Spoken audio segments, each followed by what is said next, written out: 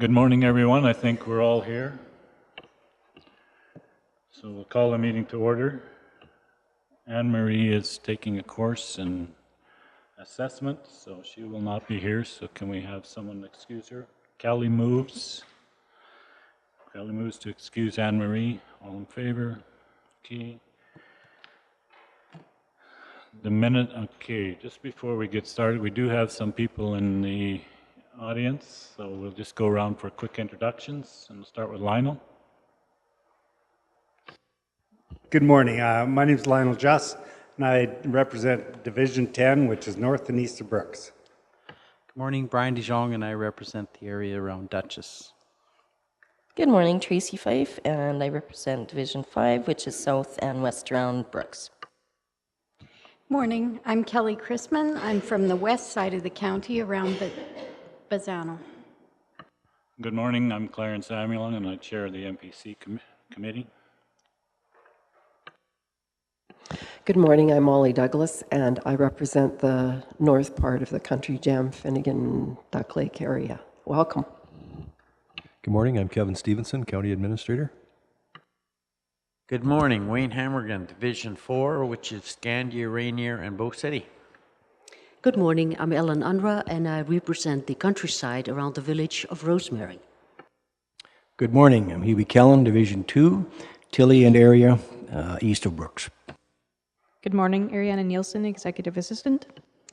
Lane Johnson, the Director of Corporate Services.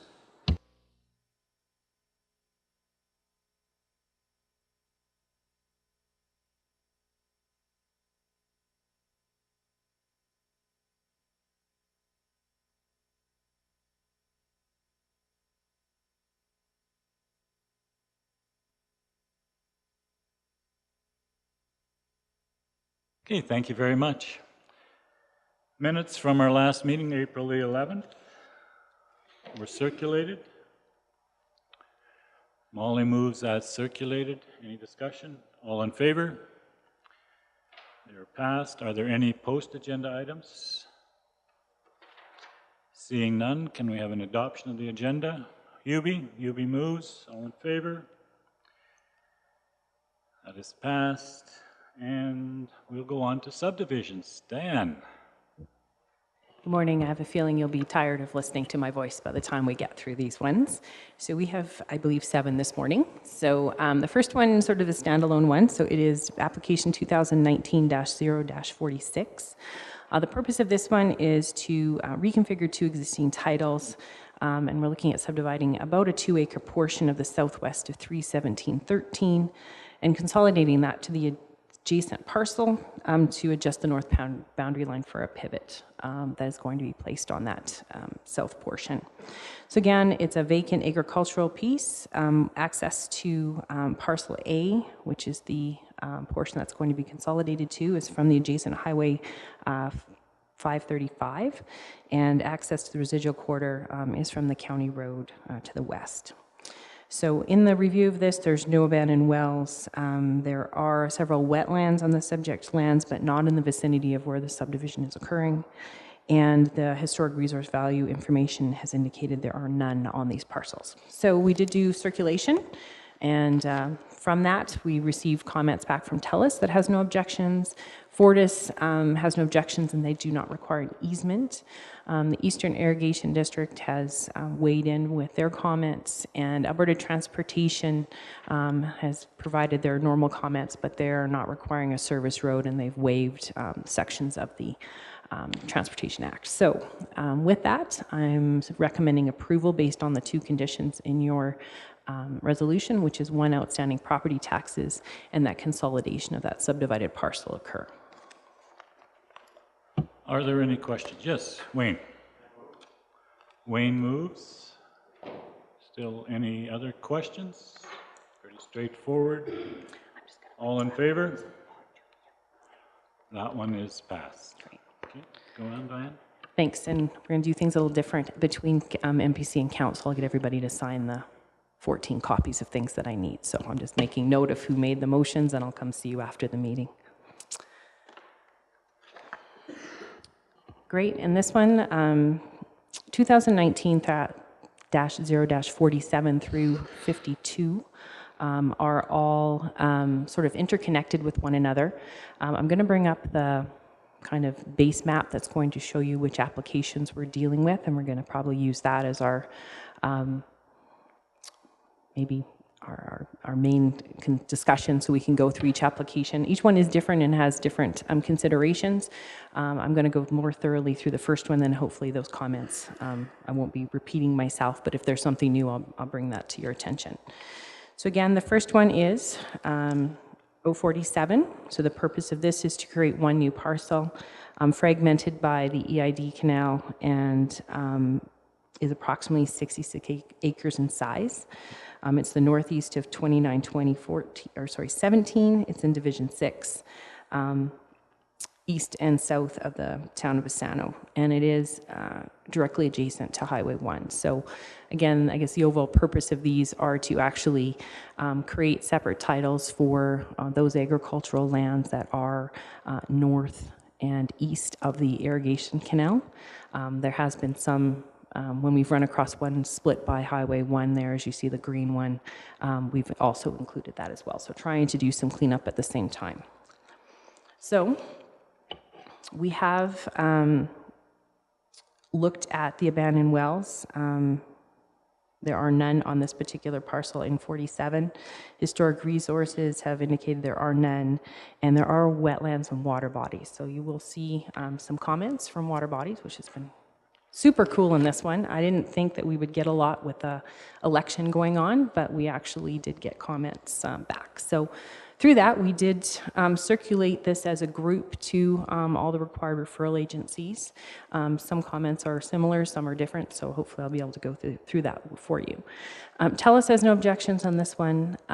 Easements from Fortis are required on 047. There's some lines they need to protect. The EID has no objections. Alberta Transportation has no objections, as all access is from county roads. Either physical access perhaps is another situation where we have a lot of easements crossing, because that's, if everyone's aware of that, we have a tunnel underneath the highway in which we actually access the feedlot that is on 28. And as such, there's going to be a series of easements that are going to have to occur to get legal access by easement versus physical on the undeveloped county roads. We also heard back from Alberta Environment and Parks, Jeff Smith, who is the public lands gentleman, and I'll just read his comments out, and they are for all of the applications today. As noted within the application, in the preliminary planner's comments, as well as identified on aerial imagery, these parcels contain what appears to be naturally occurring wetlands. Please find attached the link below to the Alberta Wetland Policy. In addition, these wetlands may be crown claimable. That is, under Section 3.1 of the Public Lands Act, all permanent and naturally occurring water bodies, and B, all naturally occurring rivers, streams, watercourses, and lakes are vested in the Crown in the right of Alberta. And a grant or certificate of title made or issued before, on, or after May 31st, 1984 does not convey title to these beds and shores. So to determine crown claimability, if it is not already done, please follow the wetland policy. So in our circulations at the office, we've also included, always sending these to water boundaries. So we did get a response back from water boundaries, the group of them, and they've completed an analysis of the permanence of the water features located within the specific areas of the County of Newell proposed for subdivisions 2019-047 through 52. Land titles for this area are silent on Crown ownership of bed and shore. Air photos dated from 1950 to 2017 were reviewed. It was found that no water features in the subject areas have bed and shores that need to be shown as excluded from private ownership on the proposed subdivision. Note, the above assessment of water boundary ownership should not be taken to mean that the authority has been granted under the Water Act to alter, infill, or drain a water body. Please contact your local Alberta Environment or Parks office for additional information regarding the approval. So all of that means is that we do not need to do any traversing of any of these. They're not, in their estimation, crown claimable at this point, but that doesn't mean that they're not still subject to Water Act approvals if some, I guess, alteration of those wetlands was put forth. So again, those comments were specific to all of them, so hopefully you won't be hearing me say that again, but it was interesting to see that. So based on all of that information back, I'm suggesting approval based on 3 conditions: outstanding property taxes, a development agreement, and any conditions of Pioneer Gas be satisfied prior to finalization. If there's any questions on that first one, that's the gray one where we're separating on either side of the EID canal. So this is for lot 1? Yes, Alan. I'm just curious, there's about 6 subdivisions here. Is the primary reason the canal? Why all of a sudden now divide them all and create separate titles? I'm just curious. And again, I would assume it's probably a business decision on behalf of the landowner. I don't really ask them, what the purpose is behind it. Normally when I have their first initial conversation with them, they ask, is it possible? And based on our policies, when we talk of agricultural land, we do use physical barriers of quarter sections as what we call fragmented parcels. So it's difficult to farm in one unit, and as such, we would consider titles. This is an interesting one. Well, the majority of the land in 28 is the feedlot, and then sort of pasture lands that kind of go with it. Everything on the eastern and northern side is actually under pivot irrigation. So there may very well be a desire amongst the landowner to separate the 2 uses that he has going on. So, but again, sometimes purposes behind why they're doing it isn't as important as whether or not it's allowed under our policies. Yes, Brian? Maybe it's putting the cart before the horse, but was there any discussion as far as consolidating some of them just because of the configuration and the challenges when it comes to the access? I just wondered if that conversation is part of this or whether that is separate. On any of the ones that had a fairly small portion, as you can see in the green one, for example, we're actually creating 2 titles, and they've taken a little chunk because as we start looking at the fragmentations, we did require consolidation of lots that were, to me, not viable agricultural land, so less than 40 acres, those types of things. So when I see a parcel that's more than 40 acres, since that's kind of our base minimum for that determination of whether reserve is taken, those types of things, I didn't ask them if they were interested in consolidating any of it. So again, that could be a possibility, but he also has the ability to come back because they're on separate quarter sections.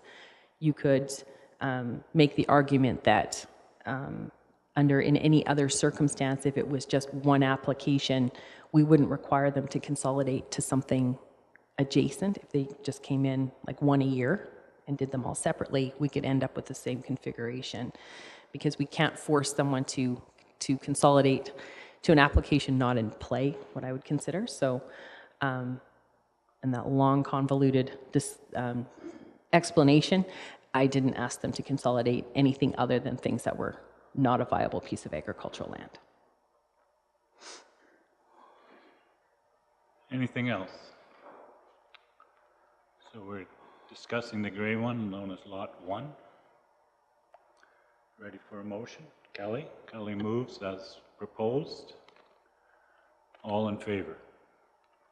Okay, that was passed. We'll then move on to Lot 2. Great, thank you very much. So again, we're creating one new parcel fragmented by the EID canal, and it's about approximately 32 acres. So again, that may be one that you could consider under the 40, but in that case, I did not because we have a secondary fragment that's being dealt with through the next application. So again, the idea is still to separate it along the EID canal. There is a dwelling on this parcel, which was, normally we ask for a surveyor's sketch, but that was kind of into the process, so I am asking for the applicant to provide a surveyor's sketch as a condition of approval on this, so we can understand where the house and improvements are subject to the new property lines. Again, what's interesting on this one is, as I've mentioned, on section 28, we have a large feedlot that actually straddles a lot of those quarter sections. In our land use bylaw under fragmented parcels, one of the things that we have as a policy is to not allow the feedlot to be separated from the land base and what you would normally use to spread the manure. In this case, I think there's merit to a waiver of that based on the overall land holdings with that. So I am recommending that council look at, or sorry, MPC look at waiving policy 14.6C because of the location of the feedlot and its surrounding lands. So again, legal access is from the undeveloped road allowance of 174, but there is physical access. I don't want to call them trails, but there's some pretty well-developed roads that are used to access the feedlot at that point. Again, there's no abandoned wells, there's no historic resources, and again, there are wetlands and water bodies on this particular one.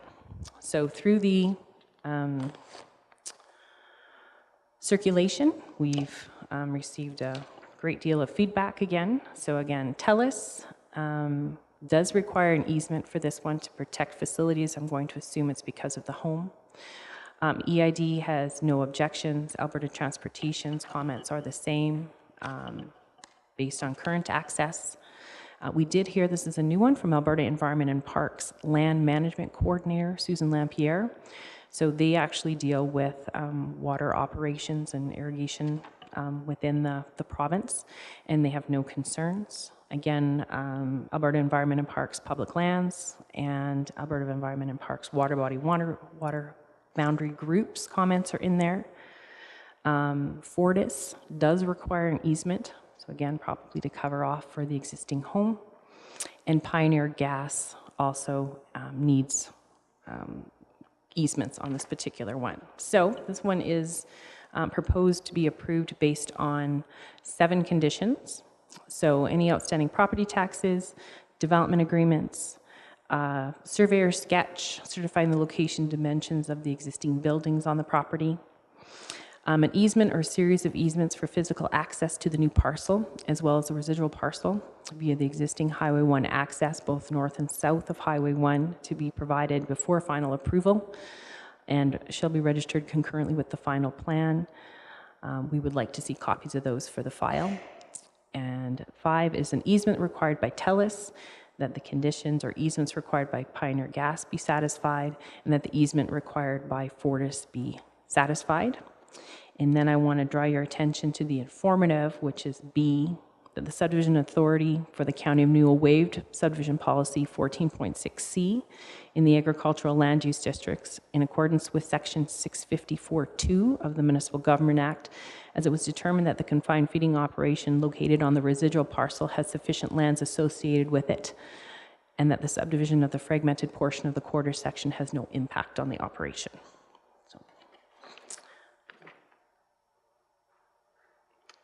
Questions? Are you comfortable?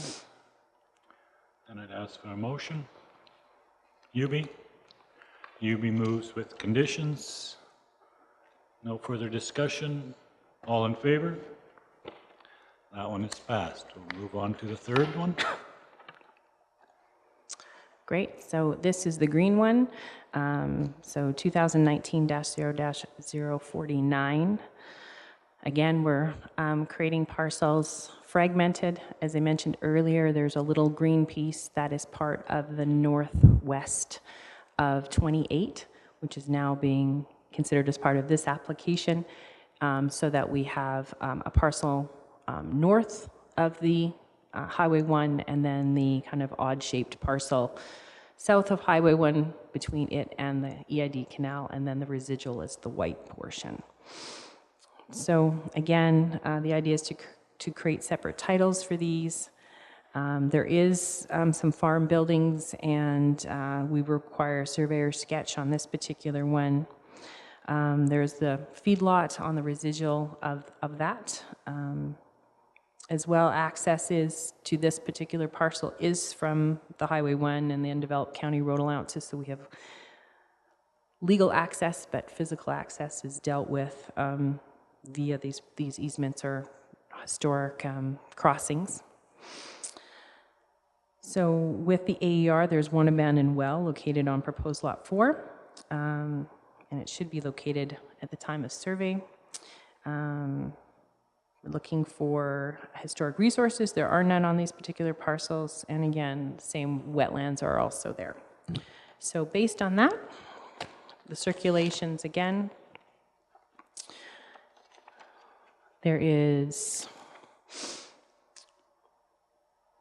TELUS will require an easement. Eastern Irrigation does not need anything. Alberta Transportation gave their normal comments. Again, Alberta Environment and Parks Land Management Coordinators have no concerns. Alberta Environment and Parks Public Lands, same comments stand, as well as the water boundary individuals. And Fortis does not require an easement. So with that, again, 7 conditions. Outstanding property taxes, a development agreement, the easement required by TELUS, any conditions of Pioneer Gas, the surveyor's sketch for the buildings, that the 3.36 acre portion of the northwest of 28-2017 be consolidated with the adjacent 72 acre parcel of the northeast of 28-2017, all located north of Highway 1, and that an easement or series of easements for physical access be established. So very similar to the last one I wrote. Again, the same thing in this particular one, because the residual has the feedlot located on it, is a waiver of that subdivision policy 14.6C. If there's any questions on this one.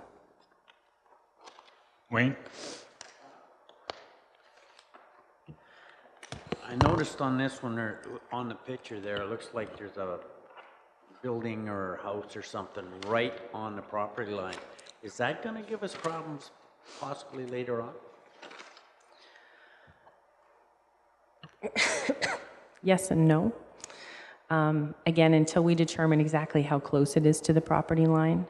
My guess is that upon a sale, depending on what a bank may require for security on that, because it's an agricultural building, they may be fine with the fact it straddles, they may need an encroachment agreement, those types of things.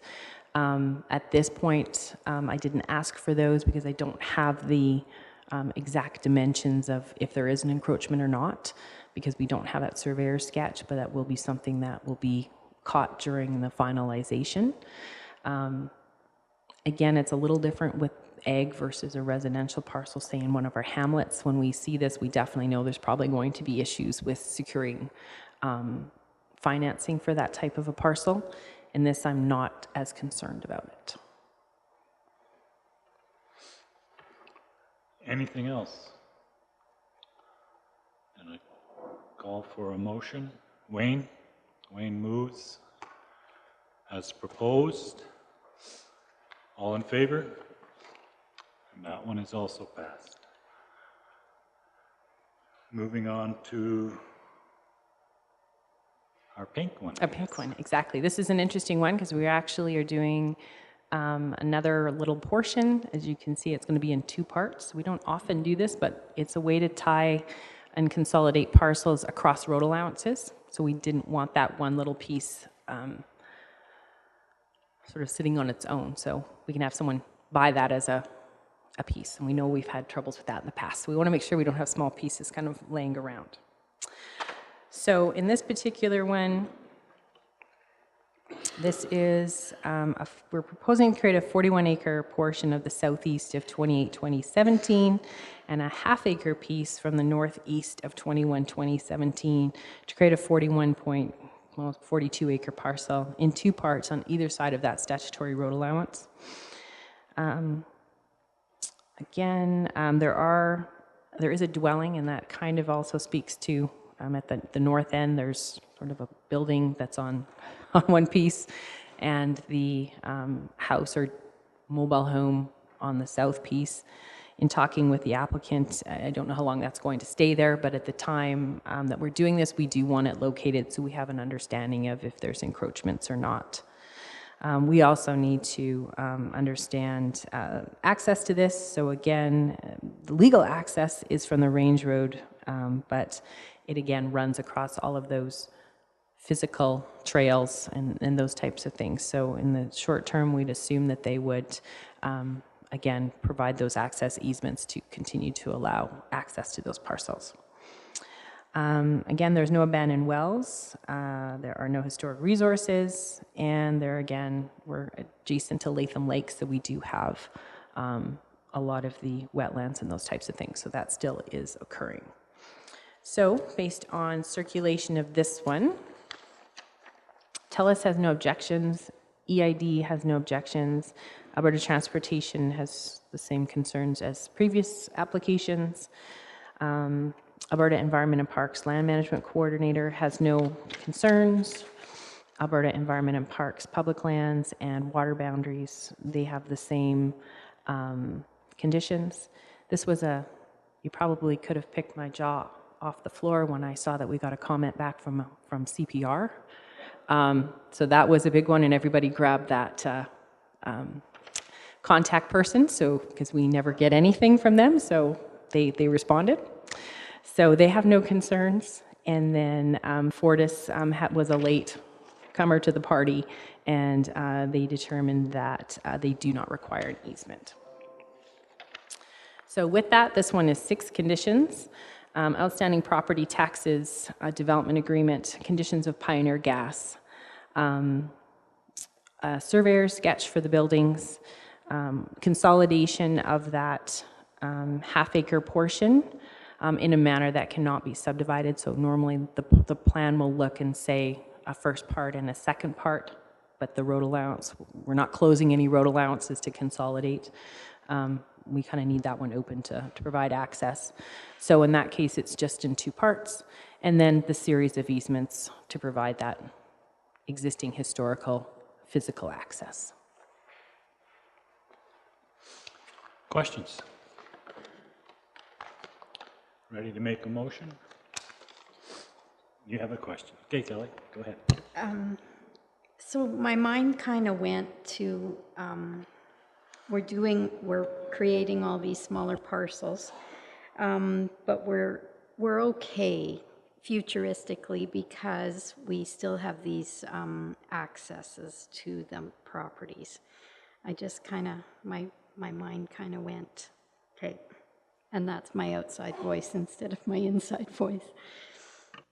Again, what's interesting is that typically for agricultural subdivisions like this, we don't require people to construct roads because we know that you're going to use farm machinery and you can go on the undeveloped road allowance, and that provides usually they traverse their land the way they need to get done what they need to get done.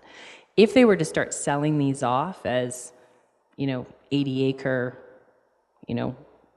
high-end country residential things, that would trigger access and roads being built and those types of things. So at this point, that's why I'm recommending that we kind of keep the historical situation as long as it remains agriculture. I know that we've also seen, I think it was last week or last meeting, where they're doing road closures because we have pivots crossing things. I mean, this is determined to be quite still in agriculture, and the pressure to change that at this point hasn't been there. So that's why my comments are as they are right now, which is not requiring road building and those types of things. Everything has legal access, but not physical access. And normally we like those two to happen together if we're creating parcels in which we know there's going to need to be emergency services and school buses and those types of things. In this case, it's just creating imaginary lines on either side of the canal in which there's a new title being issued. So things aren't changing on the land itself. Okay, not quite. Okay, so, but realistically, if we're doing this work, we're going down that path. So I just, I guess the next step for this landowner would trigger, okay. And I would suggest that, yeah, I mean, if he chose at some point, just like anyone could choose to change what they're doing with the land, for example, that triggers other processes. In this case, the land is zoned agriculture, the use is agriculture, the proposed use is agriculture. We can assume something in the future, but what's on my applications is what I can only kind of deal with, and it seems like they're not lying to me about this particular one. It looks like it's on the up and up, that they're really looking to do some separation of agricultural uses, so the feedlot from the actual cultivated lands. And they do have a significant physical barrier by having that EID canal between that are cutting off all of these parcels. They're not being farmed in the same way. So again, they're assembling land that is like the other land or adjacent lands. So, for example, I know on 22, they have a huge pivot that crosses. It's probably a portion of a section pivot versus a quarter section pivot. So they're trying to maximize everything on that side. They couldn't cross the canal anyways. So again, there's different uses on both sides based on just the ability to access that land. And on top of it, as you can see in the little corner, there's the CPR track. So this is, we've got a CPR line, we've got a big EID canal, we have a lake in the middle of it, and we have Alberta Transportation putting, a massive highway through it. So it is, it's pretty chopped up and fragmented. Motion to approve. Thanks for that, Diane.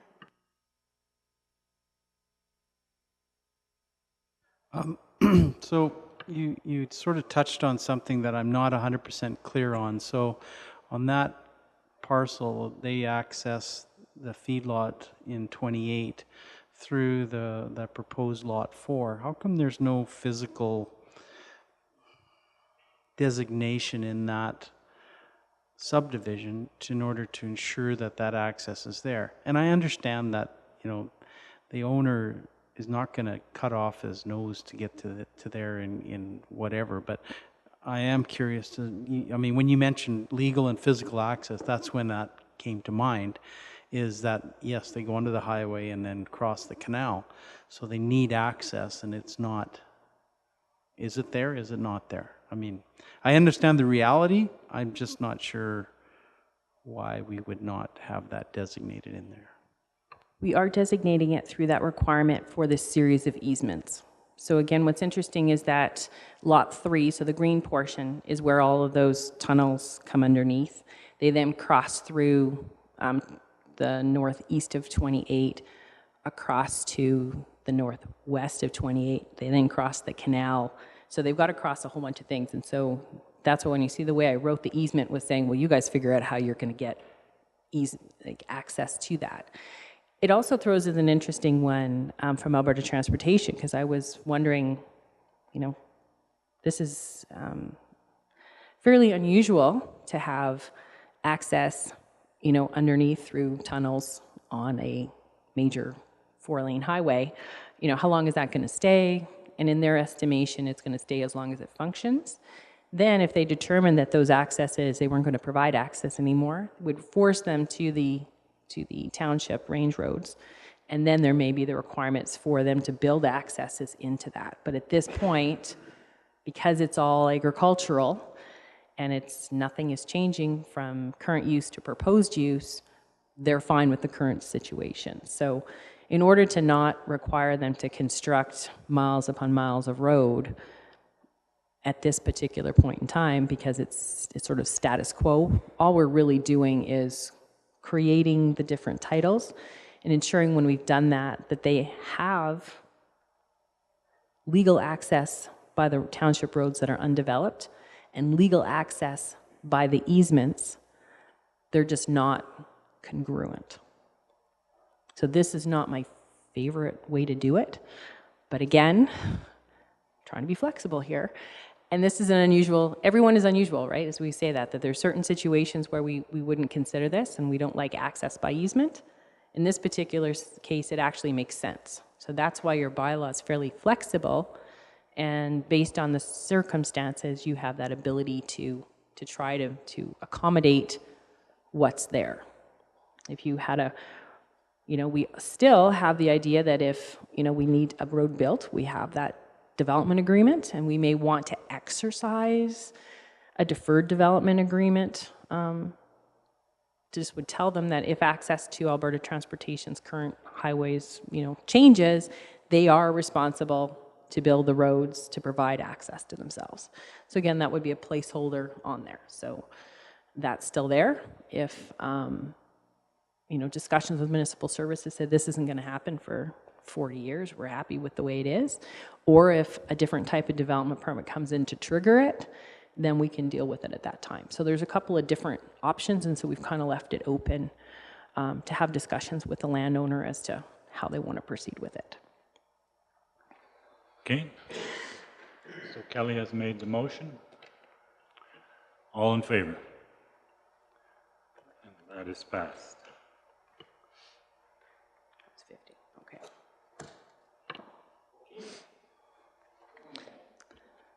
Just because it was so much fun, I almost did that one again. So I'm glad that I had to look and say, oops, no, we're on to the next one. So this is 51. So this is the kind of orangey one on there, where we're doing a fragmented portion of the northwest, as well as a small portion of the southwest that we're going to, again, consolidate.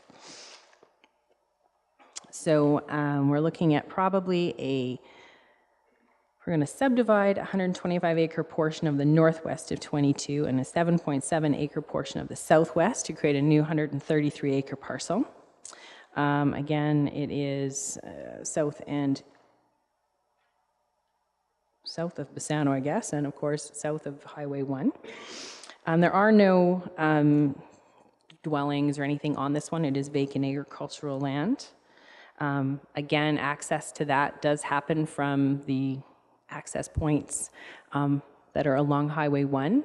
They do have, access to those undeveloped roads, but physical access crosses all the parcels to the north of them. There are no abandoned wells in the lands to be subdivided. There is no historic resources, and the wetland inventory says yes, there are wetlands. So in this referral, TELUS has no objections and doesn't need anything. EID has no objections. Alberta Transportation is the same. Alberta Parks Land Management Coordinator, no objections. Alberta Environment and Parks, Public Lands and Water Boundaries, they have the same conditions. The CPR also comments on this one, and they have no concerns.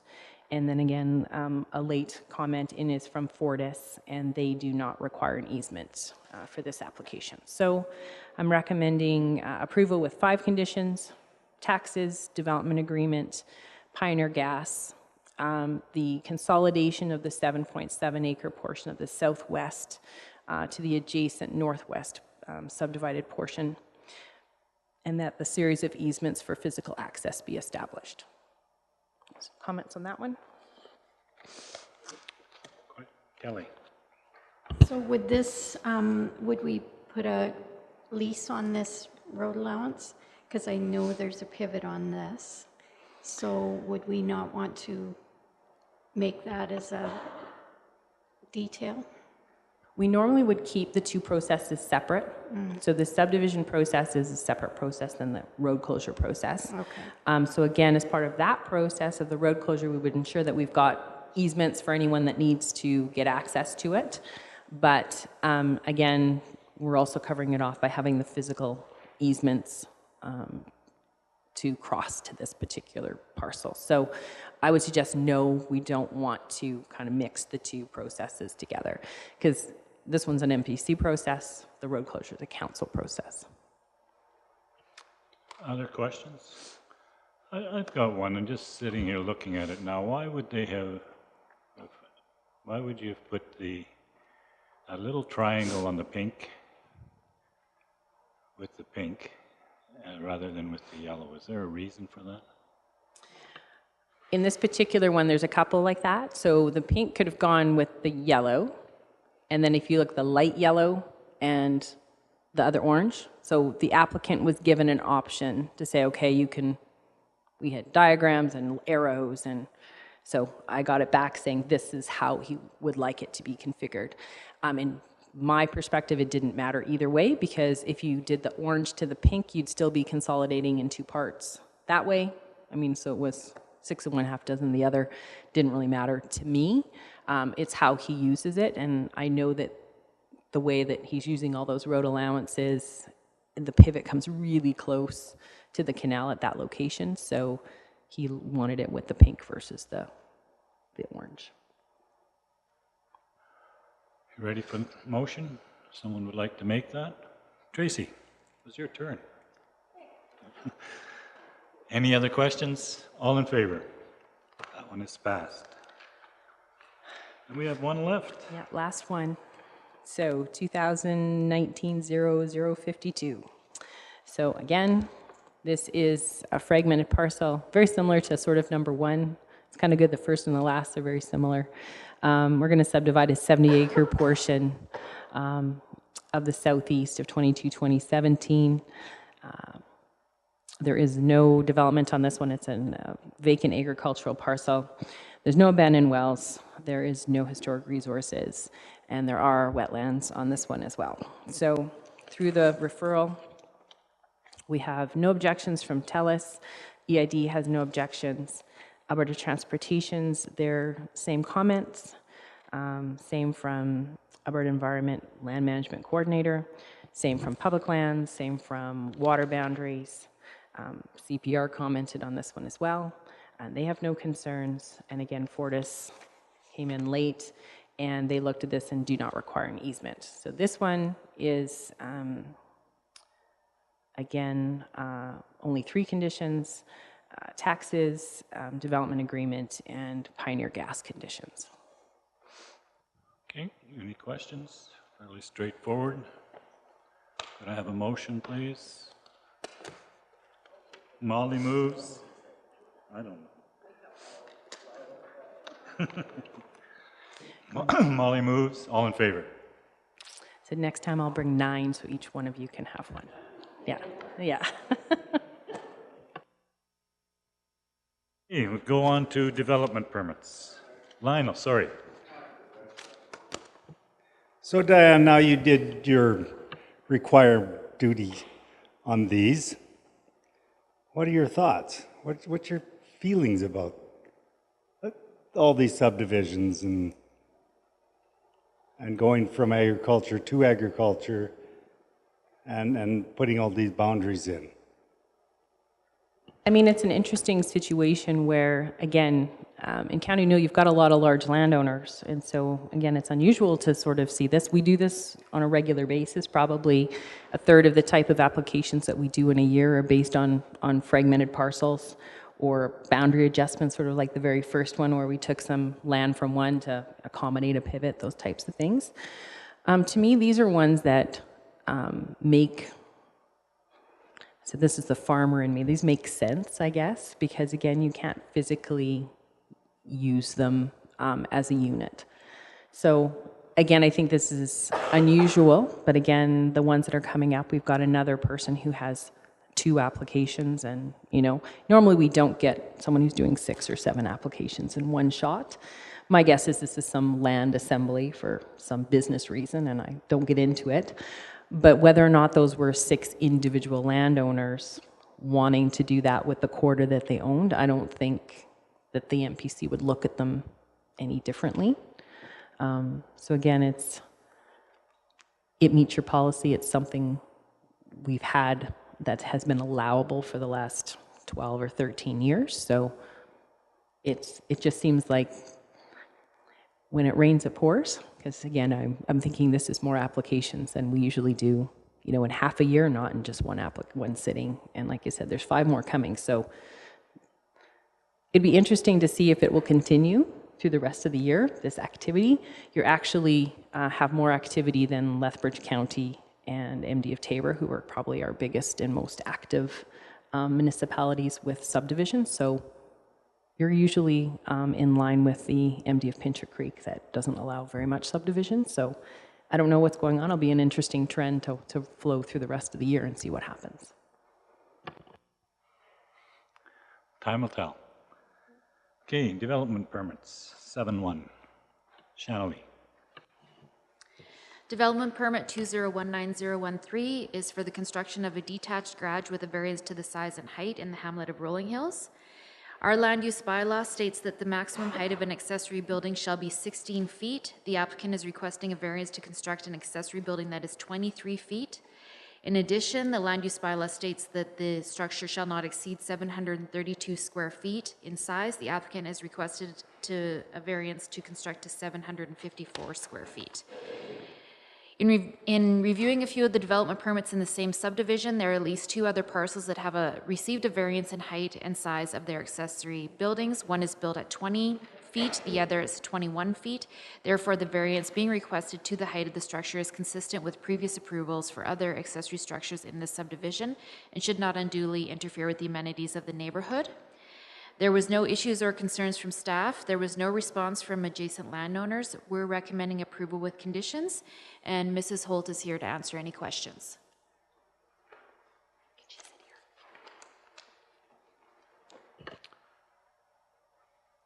Are there any questions?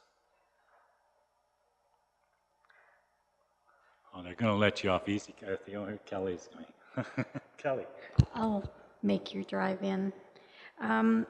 So my question is, you're thinking about a storage space? Is that what your plan is for this height? Well, I have always gardened, and I would like to, I start my own seed or my own plants, and so I'd like to use it like Mr. Should is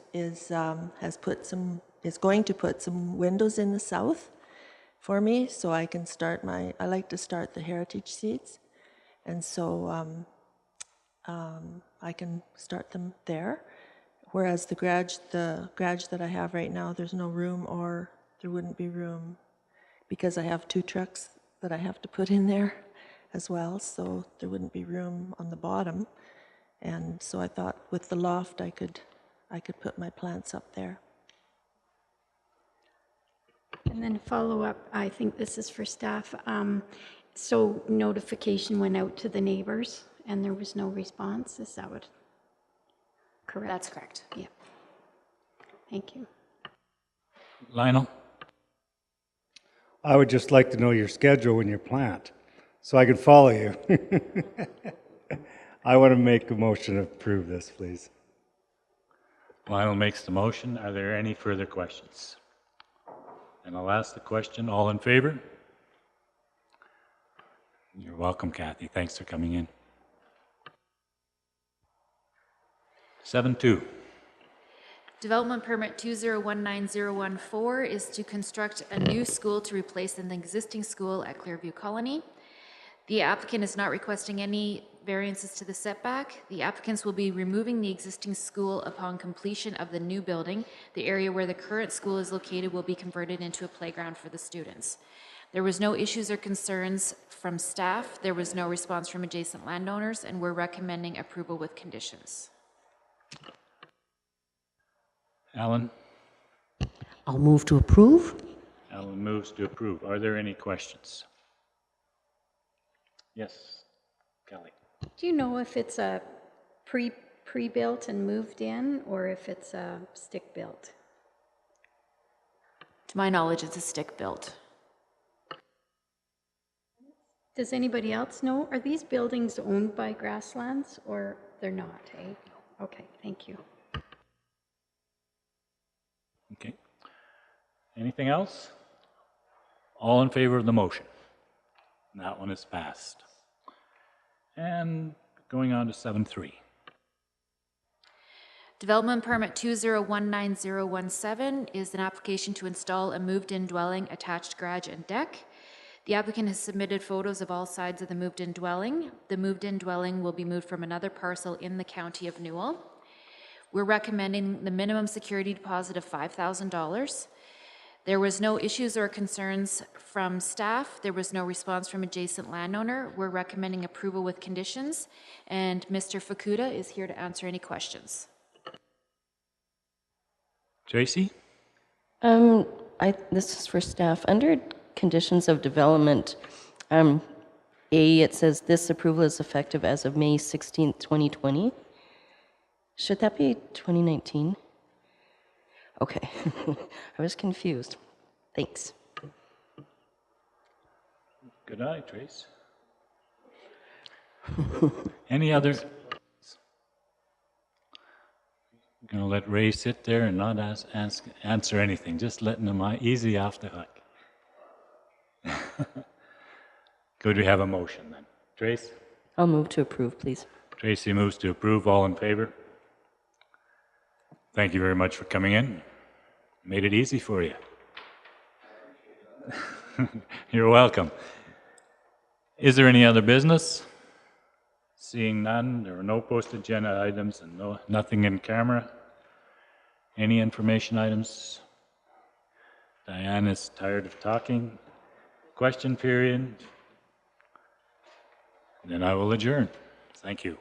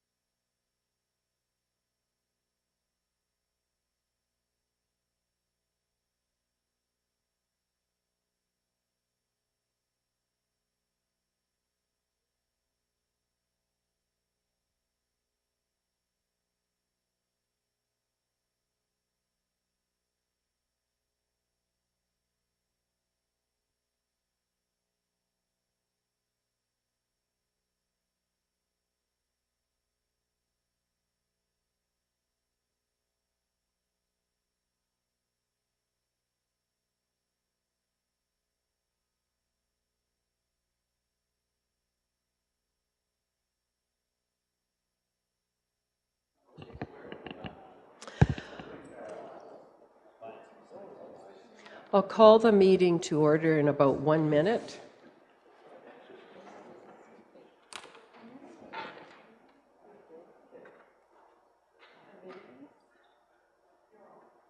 Clarence hasn't seen that, so no, that's okay. It can Come back, yeah.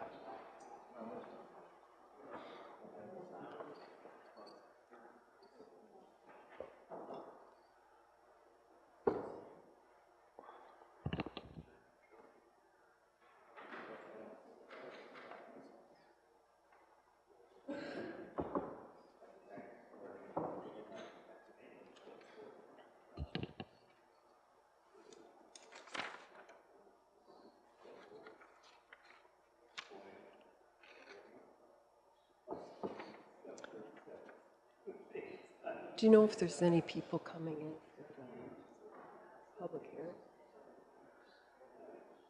Yeah, guess we can wait and see. All right, we'll call the council meeting to order. And Anne-Marie Phillipson, our Patricia councillor, is not available today because she's attending another meeting to do with Assessment Review Board, I think it is, in her position on that. Is that the one? Yeah. Yeah. Move to be excused. Okay, Clarence moves to excuse her. All in favor? Opposed? Motion is carried. We will look at the minutes from April 11th meeting. Any errors or omissions or changes? Otherwise, a motion to approve. Lionel moves. All in favor? Opposed? Motion is carried. Post-agenda items. Are there any post-agenda items today? Lane? Kevin? Madam Reeve, I've got a couple items. I'll update council on employee matters and a land item, please. And those would be in camera. So those are two items for in camera. Pardon me. Land and labor. Okay, and anything else? Lionel? Yes, I have a post-agenda, the NAJAC tournament. Okay.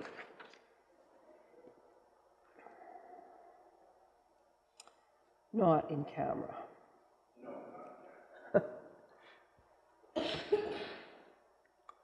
That's coming soon.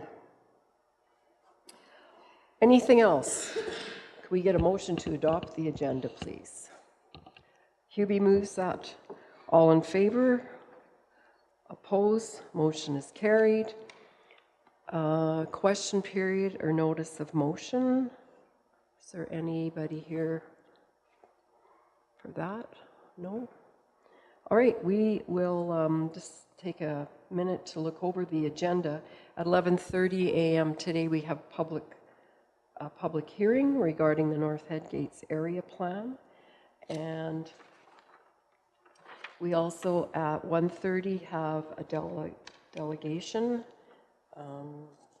in regards, that's Raymond Juska. So at 11 o'clock, though, we have RCMP reports, and they are here.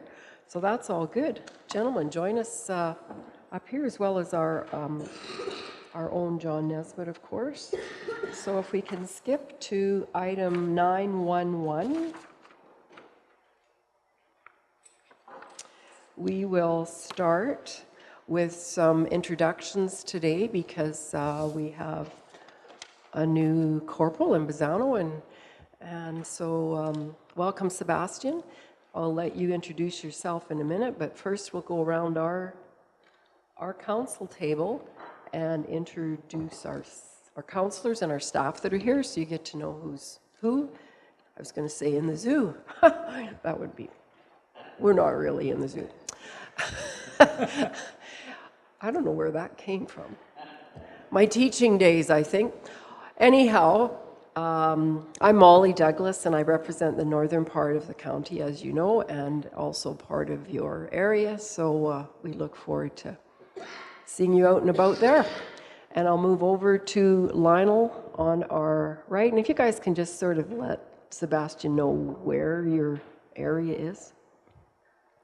Good morning, Lionel Juss, and I'm Division 10, which is north and east of Brooks. It's a north half of Brooks, and then east almost to Patricia. It's where all the crime happens. Brian DeJong, I represent the Duchess area. Hi there, I'm Tracy Fife, and I represent the area which includes southwestern Brooks, so Castles area, Lake Newell Resort, all around this area. Morning, Kelly Chrisman, just out your coffee room window, 1 mile as the crow flies. Good morning, Clarence Amulong, and I live in Rolling Hills, which is the southeast corner of the county of Newell. Welcome, Sebastian. I'm Kevin Stevenson, County Administrator.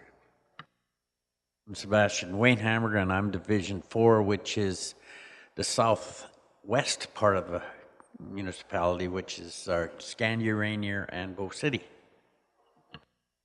Good morning. I'm Ellen Unra, and I represent part of your division. It's Rosemary, and I think I'm partly in in Bassano, and partly Brooks.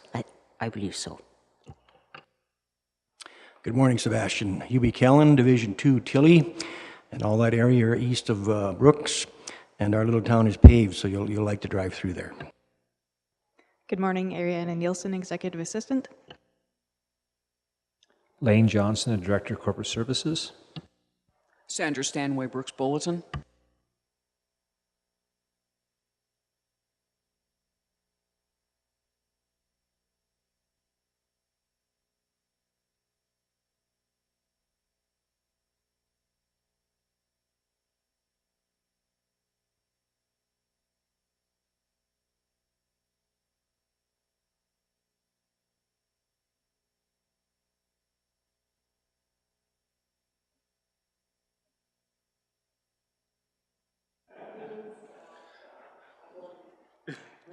So, good morning, Council. I'm happy to be here on behalf of the Staff Sergeant Zanadine, who's sitting on a beach in Mexico right now. So I will be, so pretend I'm Chris, but I won't speak as long as he does.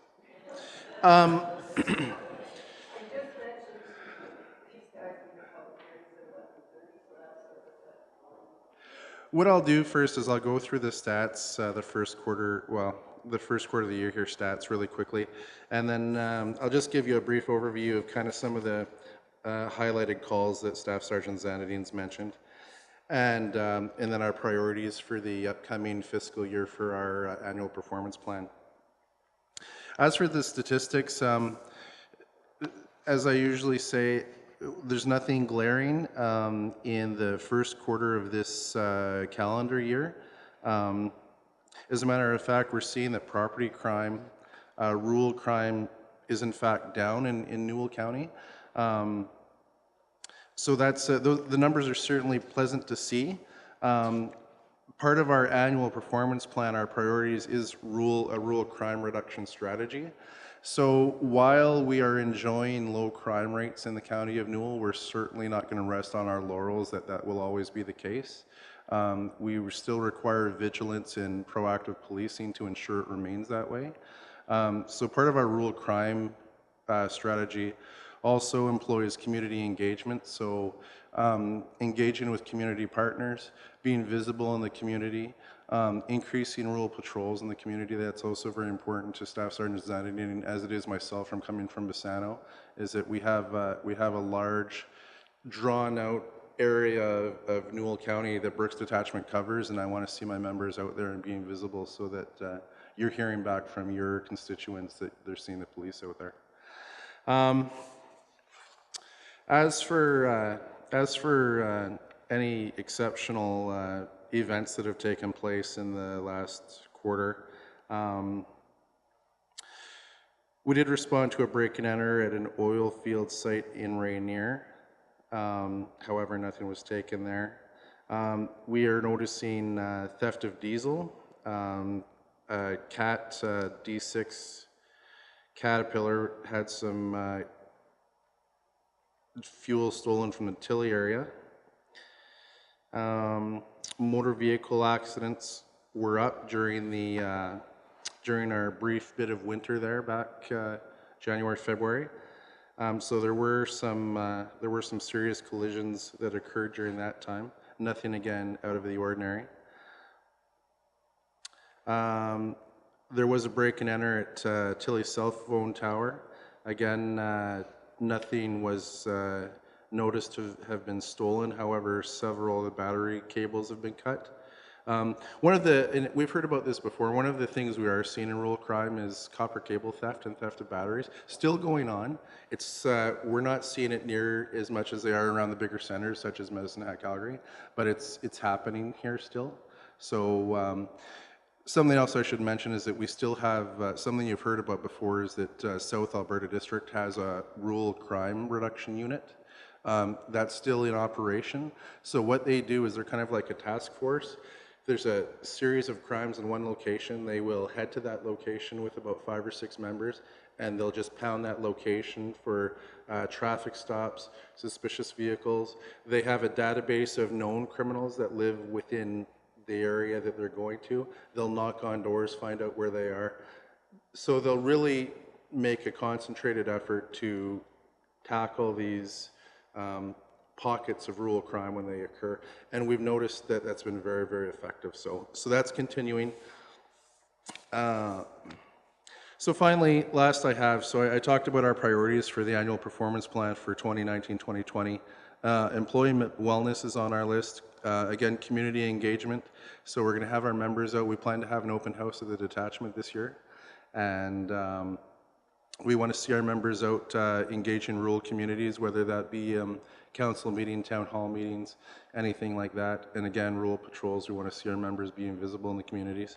And our crime reduction strategy. So keeping on track of those prolific criminals, the people that we know are doing the crime, people that are on court order conditions, we want to make the police their best friend. So they know that we're watching them and we're keeping an eye on them. So that's about all I have from my end. Any questions from anybody here?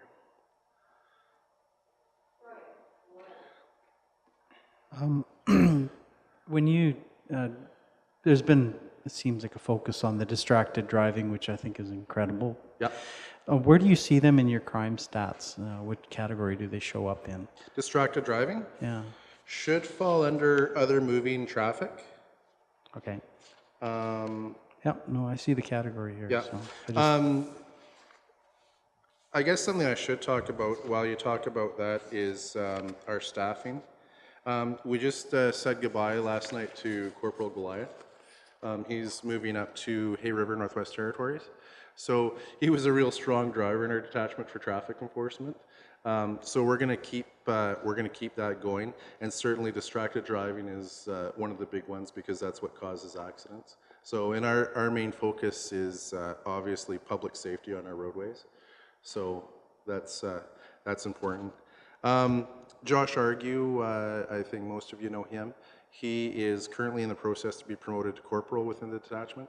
So we should know that firmed up hopefully by next meeting. And right now we're running one constable vacancy, and a cadet has been named for that vacancy. So we'll be getting a brand new fella from Regina. So, did I answer your question? Just a comment from you about catalytic converters. So I have an employee that went out in the morning and her vehicle has no muffler or no catalytic converter. What's going on there? So again, it's those that's part and parcel of the battery thefts and the metal thefts. So they're stealing these. They're targeting metals because they can sell them to recyclers, and as you know. Catalytic converters have a lot of precious metals in them, so they get more money for those things. We've partnered with the local metal recycler here that they inform us anytime there's a suspicious transaction going on. And last week, I believe it was last week, the week before, we had a theft in town of a bunch of scrap metal from behind a business on 2nd Street. And it was actually thanks to the metal recycler. We let them know ahead of time that, hey, we had this theft. And they alerted us that, hey, I think we got your guy here. So that's how we solve those crimes, is partnering with community businesses to partner with us to solve these crimes. Unfortunately, there's a lot of unscrupulous metal recyclers in the bigger centers that don't necessarily like to partner with police that way. And that's how a lot of these guys they're selling their stuff. But yeah, that is one target of what they're stealing. And again, we're not seeing as much here as we are in the bigger centers, but it is happening here. Yeah. So those people that we arrested last week on that metal theft, I believe we're tied into that. I don't know if we made that complete connection yet, but I think those are our suspects. Other questions? All right. Oh, Hubie. At the trade show, there was a question asked at the Safe Communities booth. What causes more accidents, using navigation systems or cell phones? What do you think? I thought it was cell phone use. You know what, I couldn't tell you. I can tell you that when your eyes aren't on the road focusing on where you're driving, the chances for having an accident increase exponentially. So whether you're looking at a GPS unit on your car, or whether you're looking at your cell phone, or if you look at the police, whether we're looking at our computer in the car, everything that distracts you away from paying attention to where your car is going is going to cause you to have an accident. Well, not cause you to have an accident, but increase your risk of having an accident much more than you can. So any of those things. Yeah. We want drivers to be looking out the window, paying attention to what's going on around them, not looking at their phone, not looking at their GPS.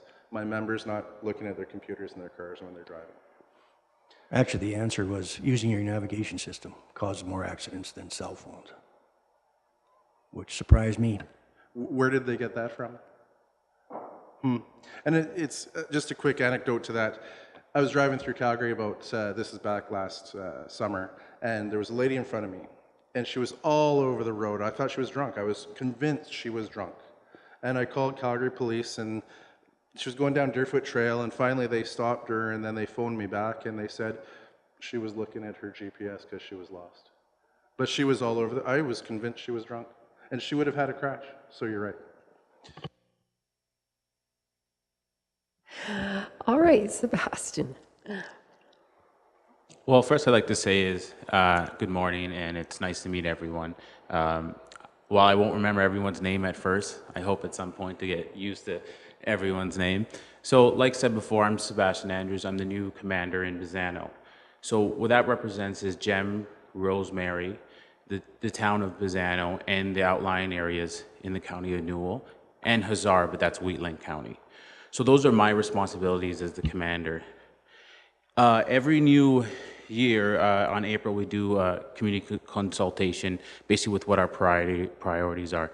So I've already met with Bassano, and I've also met with Rosemary Town and Council, and part of my responsibility is to meet with the county of Newell. Realistically, crime is low in our area. Being that crime is low, does that mean, like Bruce had said, does that mean that we're not going to be vigilant? That's not true. That's why one of our priorities are going to be rural crime patrols, which is community engagement. So what I've done is created a program where all the members at our detachment are responsible for every community. We have a member responsible for Gem, a member responsible for Rosemary, a member responsible for Bassano, and their job is to make patrols in our rural areas. That's meeting farmers, talking to the people in the communities, letting them know their areas are safe. And just having the visibility is huge for people in small rural areas. They know that the police are there. Can we be there 24/7? That's not realistic, but we can be there a lot more, especially with crime being low. So what I plan to do is have monthly mayor's report where I'll be giving you guys documentation. We'll show how many patrols we're having in these rural areas. A huge benefit now for Bassano is that we're fully staffed. We have 3 constables, and it included myself, so we have 4. We actually have an STE position. We'll have an extra position right now as we have a member who's currently in transfer mode. So that means we have more than allocated. So we can commit to having more patrols and more visibility. So part of our engagement with visibility is also going to the schools. So I have members assigned to the schools. This last month, we've done over 10 to 12 visits of each of our schools. And that's doing presentations on safety tips on driving, because some of them we have teenagers, safety tips on who to call, just meeting us, having that positive visibility so when they call us, they're not fearful of us and they know who we are. So that's really our priority in Bassano is engagement, to be there, that people can see us and come to us, and that they know that we're there. So it's a work in progress. We'll continue to keep you updated. A huge thing I think is important is communication. So if there's anything you notice that you want us to change or something that you need us to change, I'll be giving my cards out. Please let me know so I can actually make that change. I think a huge disconnect sometimes happens is with communication, because I can't know everything everyone wants. So I really would like, if there's anything going on, doesn't matter when it is, let me know, and I'll do my best to be honest and upfront. If we can do the change that you require, or if we can't, or how we can come to a consultation where we can make it work for all parties. So that's really my priority and our detachment priorities, and I'm really proud of the members. They've really been stepping it up and being in the communities and being a face for our detachment. So that's what we're really looking at, and I'd like to open for any questions about some of those issues, if there's something you'd like changed, or if you have any questions about my background. Originally, I was in the territories, so actually Bassano is the biggest town I've lived in the last 8 years. So I haven't had a restaurant in 8 years, so it's amazing. My kids are loving it, and we're actually living in Bassano, so my 8-year-old daughter's going to school, and she lost her mind when there was a Subway. So this is great for us. We're really happy, and the people in the community have been awesome to us. So. That's great. It's interesting to think of Bassano being the biggest town. Questions for Sebastian? I have a generic sort of, well, it's not generic, but it's generic to RCMP at either detachment. Just recently, and I know, I think it was a law passed in December about the federal legislation in regards to when you stop people, you can immediately ask them to blow, right? Correct. And so that seems to be something that people are just discovering, having it happen and find out. And I've probably had more conversations about that in the last couple of weeks than anything else. So the question was like, can they just stop you? And it sort of turns out that I guess you can just stop people because you can simply ask for their license, registration, insurance, whatever. That's the reason to stop people. So could you help us, maybe the public as well? Sounders always good with the newspaper, so get some facts rather than the wild stories happening. Well, it's actually good you asked that question. We're actually, one of our priorities also is traffic, and that's getting impaired drivers. And one great thing about the legislation, keeping the road safe, is mandatory stops, is we can stop anyone and ask them to provide a sample to check their sobriety, which I think this is great for the safety of the public. A lot of times, sometimes in investigations, our hands were tied a bit. This way, and I'm having the members, they explain to them, this is just to make sure everyone's safe. So it's a great tool that makes sure when you're on the road, you know the RCMP can do the best they can do to make the road safe. So yes, to answer your questions, yes, they can just check for sobriety as well as insurance and registration. I've been tested before when I was driving through, so when I was in the territory. So it's a great way of keeping everyone safe on the road, because the last thing we want is someone injured because we missed something like that. So if you have any. I concur. Nothing's really changed is the way to the way we do business. We were always allowed to stop a vehicle to check on the driver's sobriety. With mass alcohol screening, the only change is that we can go ahead and have you blow into an approved screening device to measure the level of alcohol, if any, in your blood. So the intent is, again, that it's another tool for the police to use to keep drunk drivers off the road. So if you blow and you're not over the required legal limit, you have nothing to worry about. If you blow and you're over the legal limit, you have something to worry about. So nothing's really changed. It's the only thing that's really changed is our ability to have a new tool in our tool belt to detect impaired driving. That's it. It was just something that surprised a lot of people. So, yeah, it's just a comment. And I've noticed a lot of people we've stopped have asked a lot more questions about that. Yes. And it's just such a new legislation. I think it's a great tool, and I've made sure, and members are trying to explain it more that yes, we can. Thank you. Any other questions Tracy? With that also, I had heard like if, say you got a call and up to an hour, I would say someone being reported that someone goes home, that you can up to an hour go to their house and request a breathalyzer. Is that the case? Because that was kind of around the same time. Yes, part of the new legislation is up to an hour of if we had a report of the driving evidence, but those are some of those technicalities can be between each case, and that's just part of the investigation. And again, that's nothing new.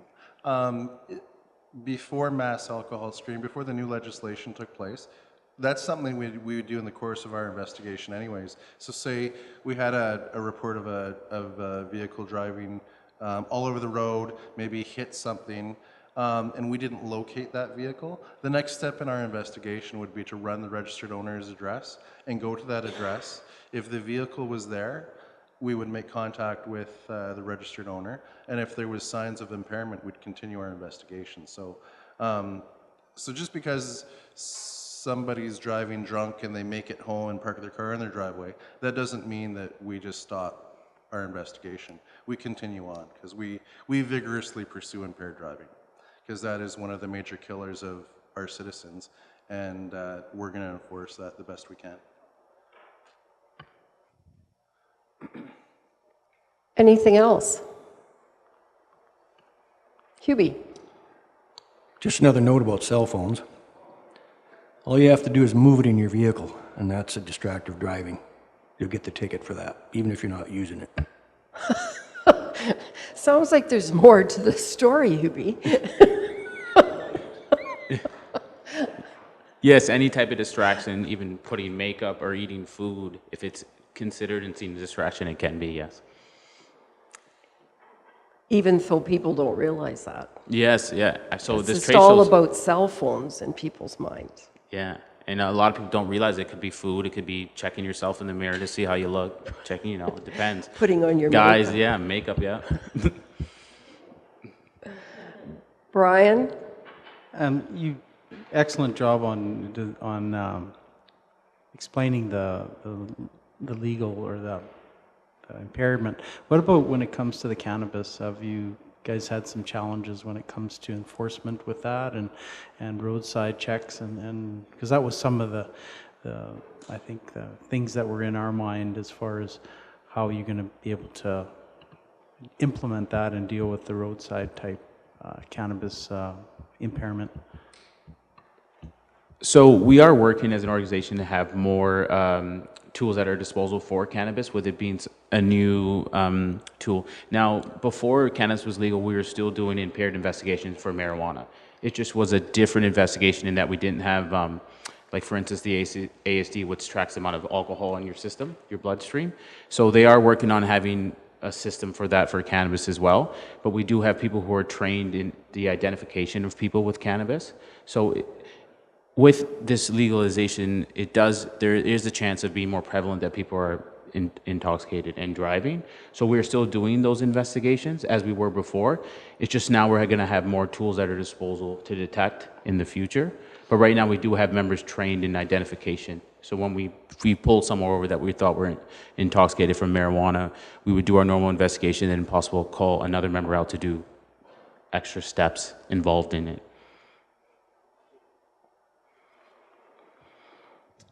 All right, we will move to John's reports.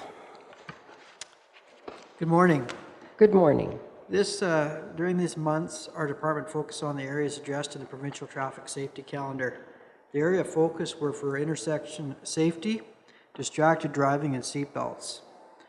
For these months of January through to March, our department issued 80 warnings and 52 tickets. Our department as well conducted 46 investigations during this time. Joint operations were conducted with the Department of Transportation and RCMP. Our department also provided traffic control for the fire department during a fire. Myself, I attended the Rural Crime Watch meeting, and our department also during those months attended training sessions. Our department does continue to utilize the speed signs to educate motorists on their speeds and also for data collection. And then enclosed in my report is further information on incidents and tickets versus warnings that were issued by our department through those months from January to March. I know it was quick, but is there any questions or comments? Questions for John? Good. We've got lots of information as well. Anything else for either of or any of our enforcement folks that are with us today? Well, thank you for accommodating our our timeline. Really appreciate it today, and nice to meet you, Sebastian, and always good to see you, Bruce, and John, of course, who's our employee. Have a good rest of the day. Thank you.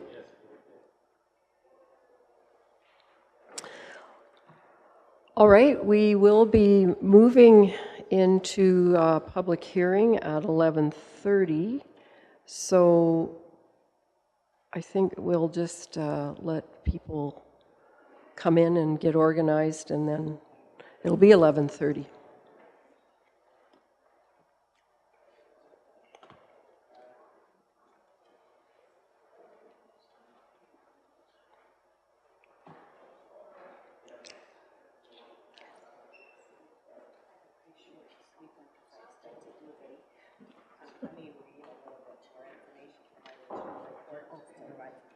I don't know.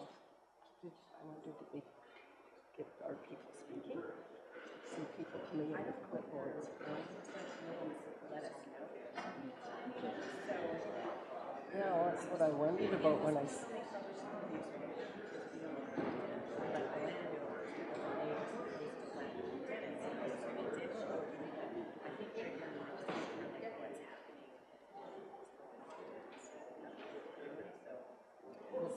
So I've got out my stuff. I haven't used it for so long. I'm like you, Diane. So I'm sort of going to explain that it's just, we will receive input from everyone who wishes to, but the council doesn't debate. We ask questions and get information.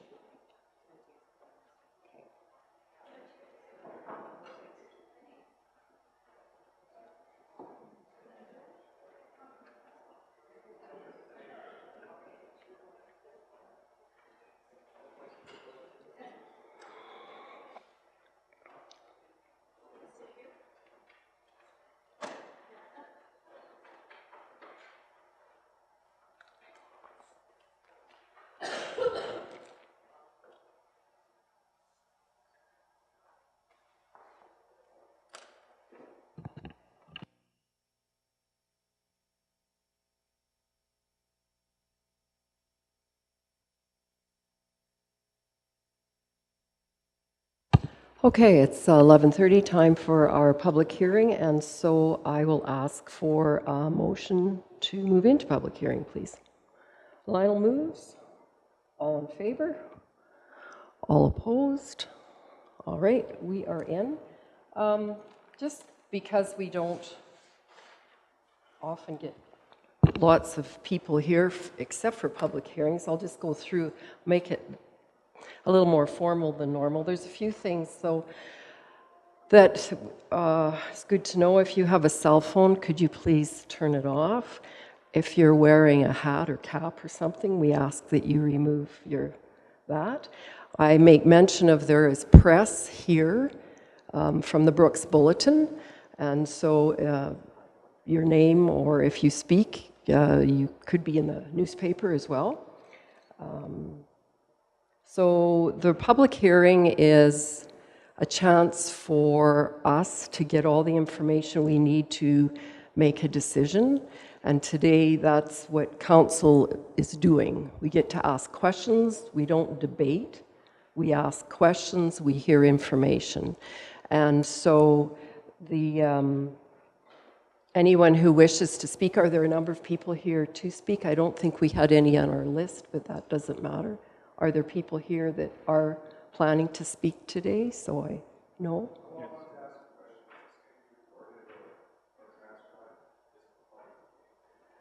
It's It is publicly, it's videoed, is what I'm trying to say. Yeah. Yes, good question. I'll have to add that to my things to mention that you can be on TV as well. Or YouTube, I guess it is. That is sort of like TV. So yes, we're here to have an orderly process to hear input from anyone who wishes it, and obviously from our staff who are going to give us information on this public hearing as well. So we'll turn that over to Diane to fill in the details on the North Headgates Area Redevelopment Plan bylaw. Great, thank you very much. So again, this is a public hearing for bylaw. I'm sorry, I'm supposed to do introductions as well. I just rambled there. I'm Molly Douglas, and I get to chair these meetings because I'm Reeve of the County of Newell, and my area in the County of Newell is the north part, which is the Gem, Finnegan, Duck Lake, Booney area of the county probably, and we'll move over to Lionel. Good morning, I'm Lionel Just, and I represent Division 10, which is north and east of Brooks. Good morning. Thanks for all coming out today. My name is Brian Duchong, and I represent the area around the Village of Dutchess. Good morning, Tracy Fife, Division 5. Welcome. Good morning. I'm Kelly Chrisman. I'm from the west side of the county, Division 6, around Bassano. Good morning, my name is Clarence Samuel, and I represent Division 1, which is Rolling Hills area. Welcome, I'm Kevin Stevenson, County Administrator. Good morning. Wayne Hammergan, Division 4, which is Scandia, Rainier, and Bow City. Good morning, I'm Ellen Unruh, and I represent the countryside around the village of Rosemary. Good morning, Hebe Callan, Division 2, Tilly area. Good morning, Ariana Nielsen, Executive Assistant. Lane Johnson, the Director of Corporate Services. Sandra Stanway Brooks Bulletin.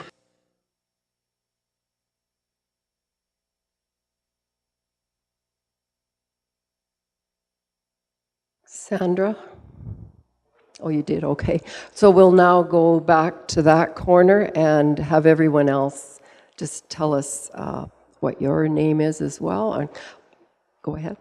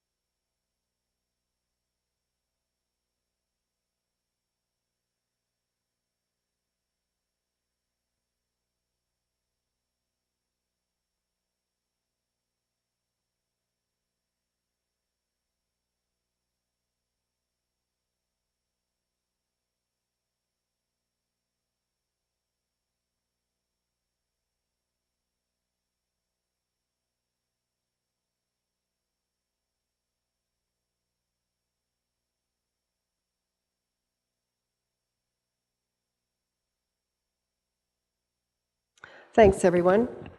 Now we'll get to our staff. Go ahead, Diane. Great, thank you very much. So I'll just start over again. So this is the public hearing for bylaw 1941-19, which is the North Headgates Area Redevelopment Plan. For council's information, as well as the residents that are here, the landowners, I'm just going to go through a quick background and the discussion and kind of high points of the plan itself, and then I'm able to answer any questions that council might have. So again, the North Headgates is a historical residential development consisting of developed residential sites, which occupies approximately 26 acres of an existing 123-acre parcel, legally known as the Southwest of 5-1814. The development adjacent to the reservoir right-of-way of Lake Newell Reservoir has changed and intensified since the early 1940s without much attention or consideration to provincial or municipal requirements for construction or permitting. The original purpose of the development was a summer rural recreational area, but in recent decades, several sites have been utilized for year-round accommodations and principal residents despite the lack of adequate or permanent servicing. The County of Newell attempted to work with the landowners to address the outstanding issues regarding the unauthorized and non-compliant development of the site with little success. This area redevelopment plan is the outcome of the landowners' response to the stop order issued in September 30th, 2015.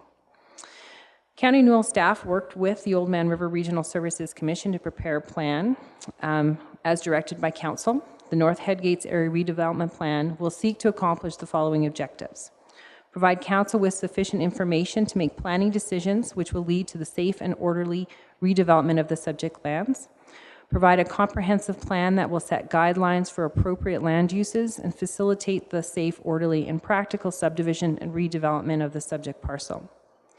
Will provide a comprehensive implementation strategy which will address the current substandard infrastructure in terms of water and wastewater development, including identifying existing development which may need to be upgraded to current provincial and municipal standards or be removed.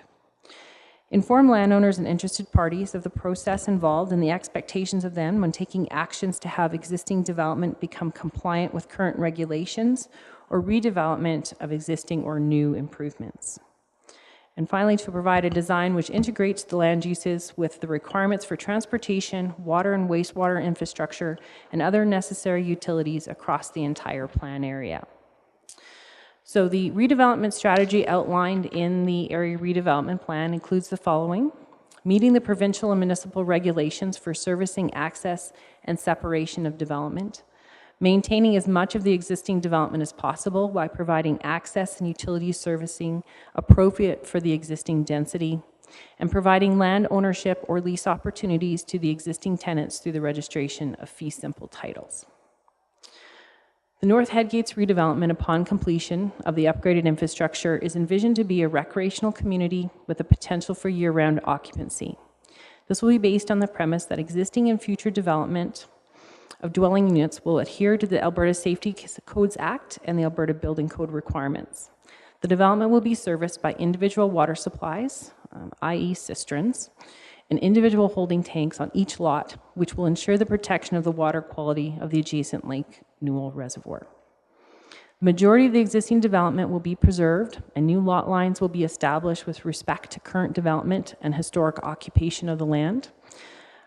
That statement is caveated with the understanding that since much of the existing development has occurred without the benefit of development or building permits, some of the structures will be required to be removed or relocated in order to achieve the desired outcome, and some of the historic occupancy will be lost to the design concept. A new road network has been prepared to provide congruent legal and physical access to all of the proposed lots, and a stormwater management plan has been created to safeguard individual properties, Lake Newell Reservoir, and the adjacent wetland. The maximum build-out density of North Headgate shall be 44 residential lots, 1 municipal reserve parcel, and a dedicated road right-of-way, which will provide legal access to all development. Upon the ultimate build-out of the development, the projected population is 110 persons, based on 44 residential parcels with 2.5 persons per parcel. There may be a little flexibility afforded in the final lots and boundaries, but the overall layout and density is to be adhered to. Lot sizes will generally range from 0.21 of an acre to 0.75 of an acre, and further subdivision is constrained due to the parameters of the stormwater management plan. So, as well, part of the process is this public hearing, which we're required to advertise 2 consecutive weeks in a circulating newspaper. Staff also is required to send to circulation agencies, so government agencies that have that may have an impact to it, as well as utility companies, those types of things. We did receive 1 response back from that circulation. It was from Alberta Transportation, and that letter is in your package. I guess the summary of their long letters is that they have no concerns at this time. So I don't know if there's any questions directed at staff at this point. I know that Ms. Wickard and myself are here to answer any questions, but perhaps we'll be here for the entire hearing. Any questions of staff? From council first. Yeah. There is a question to you.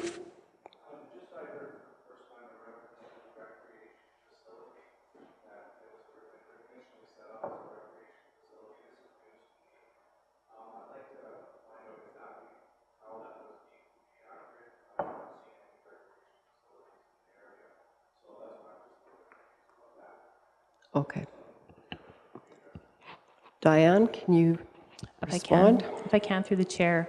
I think the reference is that it was originally back in 1940 meant to be a summer recreation second home utilizing for the lake. So again, there was no, I guess, structures of a recreational facility like a curling rink or those types of things. So it's a term used in planning to say that it is probably a seasonal units, those types of things, for the purpose of recreating versus a year-round residential neighborhood like you would see in a hamlet or in a city or village. You're welcome. Any questions from council? Does the applicant have anything to add today? No? So are there any other questions from people? Concerns or something they want to get clear in their mind?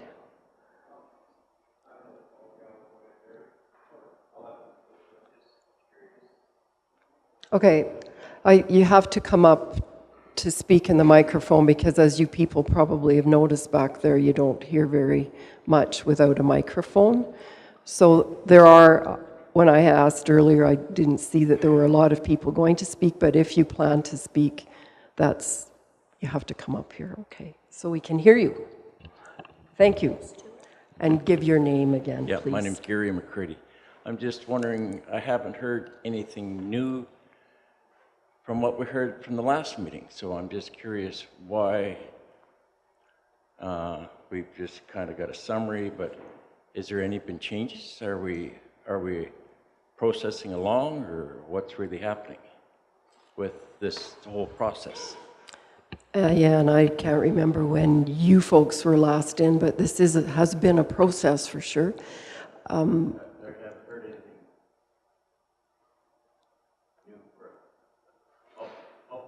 Are we? I mean, are we? Diane, perhaps you could answer that for Mr. McCready. I could answer a portion of it. I think what's important to realize is that there's many different processes that have to go through in order to get to the end result on this one. The plan that was in place, and I think that has had a couple of iterations based on feedback and working with the landowner and his representatives, which provides us with this final plan, which is the lot layout, which is the servicing of the individual lots, those types of things.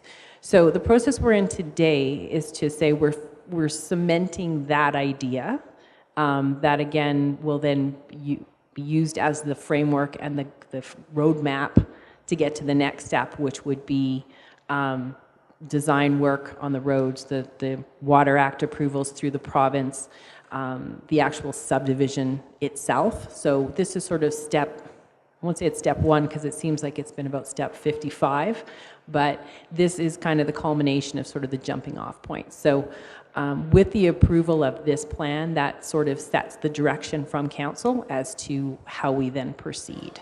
So again, I don't know if that answers the questions of the people that are in attendance today. They may be looking more for an update with regards to, when is some of the dirt going to move, and I don't have those answers. That's basically from the conversations I've had is, how far along are we? I mean, are we getting close, or are we just? No, I mean it's honest. We've been at this a while. Yes, I'm quite aware of that. And This once this bylaw is passed, And what I got, this is still the beginning, is what I've... this is the plan that will be put into action. Yeah. Okay, no, that's, thank you. You're welcome. Anyone else?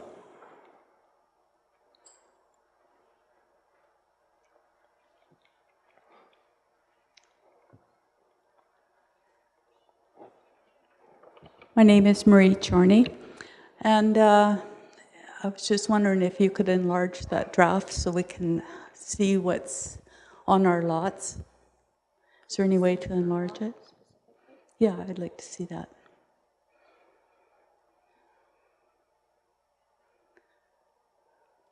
Okay.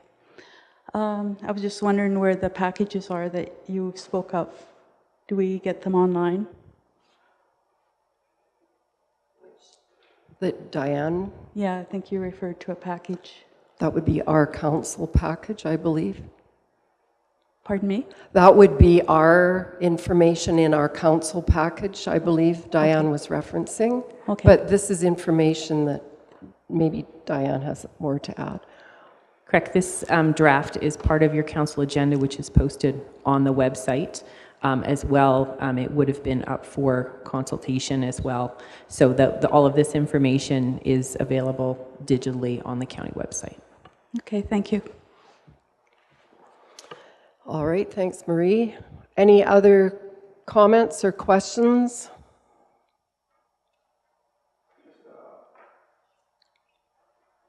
Just a couple questions. I'm reading a letterhead here from the County of Newell dated May 18th, 2017. And I'm reading the last paragraph. In an effort to keep everyone fully informed on what's transpiring in this regard, it is anticipated that the county will begin releasing periodic updates in the coming weeks. This was May 18th, 2017. We look forward to additional contact and receiving ongoing feedback from the North Headgates and Bantry Bay residents. So there's two entities here, the North Headgates and Bantry Bay residents. What is the difference, like, on these two entities? Like, who is who? I would assume that the North Headgates are the people that don't own properties in that area, and the Bantry Bay residents would be the people that currently own their properties in that area. Diane and Alice? I guess maybe start with that one. As Alice has got up on the screen right now, the purple area is the existing, what we would consider the Bantry Bay subdivision, that are all fee simple lots. One of the former iterations actually had them as part of it when we were looking at doing the full servicing. Since that changed, you can see that the boundary has been shrunk to the 23 acres, just consisting of what we consider the North Headgates development. So again, anything that would have been the previous Bantry Bay, nothing is changing, and it has not been included or considered in this plan. It is only the lands that are outlined in the blue dashed line that are subject to the policies of this plan. Okay, so obviously there's two entities that have been invited here today to be a part of this. There's the residents of the North Headgates, and there's the residents of Bantry Bay, which we identify as the purple part. Why have we both been invited here when our interests are so much not related at all? I don't believe that the county has any issue with the purple part, and I do believe the county has an issue with the with what we will call North Headgates. So why are we both invited here when we have such completely different interests? I don't know even why they're here, and not that they're not welcome here. I'm glad they're here so that they can be a part of this. But I'm just curious why we've amalgamated these two groups together to be a part of this same process. To me, that doesn't make sense at all. And there's a very logical answer to that. Diane? I would assume it's logical. In this particular case, again, and any time we're doing planning, you can't plan in isolation. It's always got an effect beyond the boundaries of what you're proposing to redevelop. So it's very important to me to ensure that there's some some understanding of the people that are next door, that they understand what's proposed to happen across their road, and how that's going to, you know, eventually unfold. So again, I don't know if there's a different understanding about the impact or their involvement in it. I think it's more of ensuring that we're being open and transparent, and ensuring that what's happening perhaps next door, they should be fully aware of as well, and have an opportunity to comment and provide that information to council.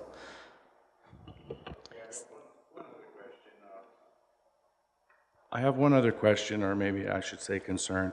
I don't have the specific letterhead here. I wish I could reference it, but the North Headgates residents were informed that of a date, I don't know the exact date, but this fall in October, that if certain things did not happen, if certain things were not complete, or I don't really know the exact details, but we pay a very affordable rate of lot rent there now, and that's what's drawn most of us low-income earners to that area, plus the lifestyle, and we love the community. But we had a very affordable rate of lot rent, and we were quite happy about that. But we were notified that in October of this year, our lot rent could go from some places $260. I don't know what people are paying for rent. There's various different rates, but from $260, for in my case, to $1,500 a month. Yeah, from $260, a rate increase to $1,500 a month. Now, I know you all have higher salaries and you might not quite empathize with this, but for a lot of us, that meant in October of this year, most of us would be receiving an eviction notice, because I know most of us cannot and would never, and it would be illogical to pay $1,500 a month from $260 a month. And to a lot of us, that appeared a lot like an eviction notice veiled as a proposal or an option. It seemed like more like an ultimatum. And unfortunately, you know, not everybody that was here then that has received that letter is around. One has passed on, lot 4 there, Ned. And I do believe that stating things like that creates a lot of unduly stress on people. I know it has on me, and I know it has on most of the people that I've spoken to. They find that very distressing. Unfortunately, Ned's not around with us anymore, but his wife is, and right now, I don't think Rita's here, but she's frantically cleaning up her property, trying to make things right with the county and with her landlord. She's got her friends and family there cleaning up that as much as possible. Ned's not around anymore. So I want to get clarification in that. Do we still need to be worried about paying $1,500 a month in rent? Because to a lot of us that appears as an eviction notice, and it's an act of hostility. And a lot of us have said, do we need to contact lawyers? And I've said, well, let's just wait. Let's wait to see, let the dust settle on this, because there's a lot of been maybe misinformation or information that people don't understand. So I've told people let's just wait and see where this all goes. So I was hoping you could address that $1,500, because to a lot of us, that was very distressing, and we would just like the record set straight on that. And I cannot address that because the county has nothing to do with the rental rates or that discussion today at all. Okay. This is simply about a plan that has been worked on, developed, and has to be put into a bylaw. And that's what this is about today.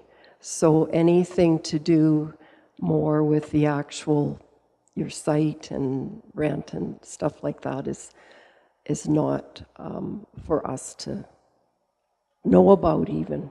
Okay, fair enough. I just had to ask that. And that was a good presentation. Thank you. Understand your concerns. Any other questions or comments? All right. Today? Hi, Andrew Burr. I just got a quick question. We're supposed to put in septic tanks as in this fall or this spring sometime? Sometime anyways. It doesn't, I don't remember when, but we're supposed to be putting them in this thing. How can we do that without the lines? I can't put in mine, and I emailed you. I believe, last year. And you sent it off to everybody, but I can't put mine in until I got my property lines in there. And I'm sure there's a bunch of these people that cannot put them in until that time. So that would be part of it, getting this process finalized with the public hearing today and then the passing of the bylaws. And Diane or Alice, further comments on that? I would say yes, there's some implementation that will happen once this bylaw is approved by council. One of them would be implementing the land use district that would go with this. So the direct control district should be coming within the next few months.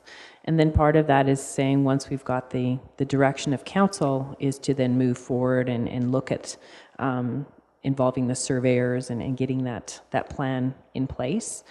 I think one of the things, and again, I can't speak very intelligently on it, but I know that there is some Water Act approvals that, again, may affect the way that the storm drainage happens. So, for example, we have to put the storm management plan together.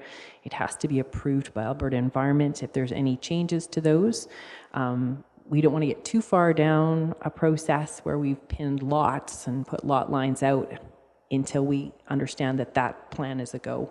Because if we have to make changes or add or remove the size of a utility right away, we want to make sure we have that done prior to that. So it's kind of I hate to say the chicken and egg kind of thing. There is some things that we can do, but other things that you can cautiously do, and other things that we can tempt fate on and hope, cross our fingers and hope it works. So once we get this plan in place, we'll be able to hopefully put together a more detailed implementation plan on how things may roll out. But again, this is kind of the first one. If we have no agreement on the plan moving forward in the direction, then we're not going any further than this today. We have to go back and fix that before we can continue to move on.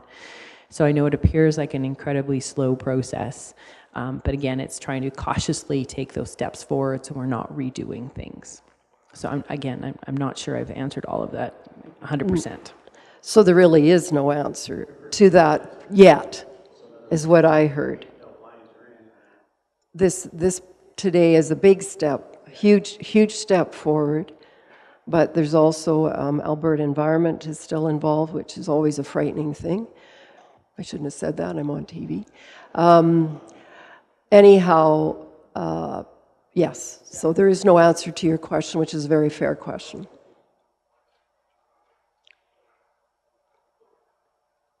Made you think of something else? There was one thing I had forgot to mention. I was on here last summer. You guys had a hearing and stuff, and I do appreciate this openness and transparency. And I had sat up here, and I had said to you all and to my fellow neighbors here, as I said, I believe that Ron Riddlebuck and Orville Shantz are doing a good job of representing our community. And that's going to be on record. I feel embarrassed that I said that. I was told that I was naive to think that.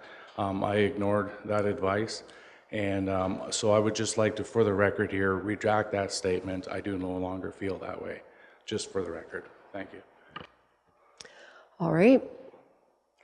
So, any questions from council? Questions from council? Any other comments from anyone? Brian? So we've had some questions about timeframes. What timeframes can you give us in regards to the ARP and the implementation and subsequent what we do know as far as these people that are here today and even for our own benefit about some of the going forward, what we're looking at as far as getting some of the implementations and the plans in place?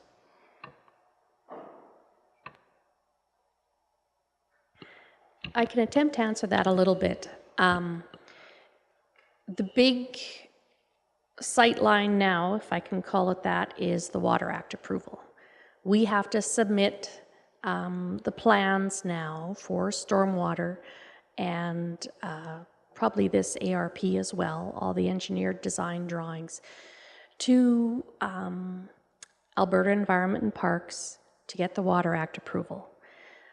Jeff and I both attended a new system, I think it was in November, that they have been bringing out that's supposed to help facilitate the approvals, make it more efficient. We asked them if it would make it quicker, and at the time they said probably not. Water Act approval right now takes 12 to 18 months. We really cannot put shovel in the ground until we get Water Act approval. Because if we do it ahead of time and then we have to make changes for Water Act approval, then we have to change what we've done in the ground. So that's a big one right now that I know Jeff isn't here, but he and the engineers have prepared that. I think if they haven't submitted it already, they are going to submit it in the next week or so when he's back. In the meantime, Diane and I will be working on the direct control district. We'll be trying to come up with the subdivision design drawings so that as soon as we get the approval that we need, we can move forward. But I mean, again, that's the next big step.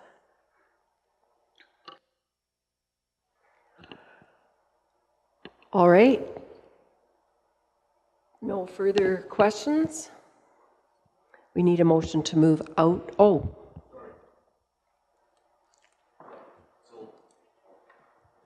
Mike Lister. I'm not a current resident out there, but I was looking at purchasing property out there, so I've been trying to keep my fingers on what's going on, because it's definitely controversial that way. I guess timeline-wise, one of the gentlemen asked about the septic install.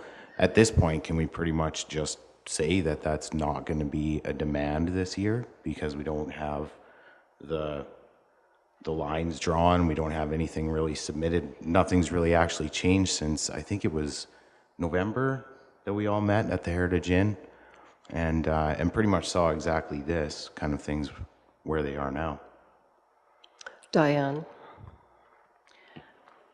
I think it may be premature to say that nothing is going to happen. Again, I think that from a staffing perspective, once we get this through, we'd be looking to reevaluate and see what our timelines are really, hopefully getting some more solid timelines on it. Things can change really quickly. So again, I would just caution everyone from saying, I don't need to do it, because you may need to. So I think it's unfortunately still a waiting situation to get an understanding of how we move forward. There is concern about which we will be hearing from Alberta Environment with some of the current septic fields out there that are currently still operating. Again, the idea is to get that to be in compliance with the code with regards to that sewage disposal. So I think still it's a very high priority. I'm just not sure we have a really good plan yet to be able to implement and what that timeline is going to look like. So again, I would probably leave that to staff to bring back to council for an update at some point in the near future. But I would probably, again, just caution about saying we don't have to do it, because I'm not sure. Okay, I just, I guess at this point, I'm just starting to begin to think that it's a little bit unrealistic, because I think it was October that they had to be installed by, I think was kind of what we were talking. And, last November, I guess, when we all met, had we known that, the subdivision was approved and things were going forward and the Water Act was sent in and things, then it would have given the proper amount of planning time. But now I feel like it's going to be kind of a bit under the gun. So I guess I hope that that's taken into consideration when there's deadlines set for those septic tanks to be in. And I'm sure that will take place. Yeah. Diane? I guess I still want to be very clear that there is no subdivision application at this point. There is no subdivision approval. Right. There is no Water Act application, and there is no Water Act approval. So we're at the very start of the next steps. So again, this sort of kicks off those next steps. There may have been, and I remember there was some discussion from that last meeting about inspections of tanks. because there were some people who wished to use existing infrastructure if they could, and that those, in order to do that, inspections needed to take place, and somehow that's tweaking in my mind, but I don't want to be held to that because I'm not 100% sure. It's like, so I'm still saying there's probably some misinformation with regards to an inspection, to an installation, to whatever needs to occur yet. So just trying to, I know there's a lot of anxious people that want to know what are the next steps, and unfortunately we're just not able to give them that information today. Yeah, I do recall that inspection conversation, and that was for people that had existing tanks in place right now, so they didn't have to replace them as long as they got them inspected. Okay, yeah, and then I guess just a comment back kind of to the lot rent going up to $1,500. I think that was kind of like if once the property lines were in place and you had option to purchase because everything was approved, if you intended to purchase, we had to put a deposit down and then your lot rent would stay the same. But if you didn't put the deposit down and you weren't going to purchase, then your lot rent was going up to $1,500. And that's kind of what I recall from that meeting notes, but I don't think that's related to you at all. Okay, thanks. Thanks, Mike. No, none of that is related to us. All right. We need a motion to move out of camera, or out of public hearing. Definitely is not in camera. Ellen moves to move out of our public hearing. All in favor? Opposed? Motion is carried.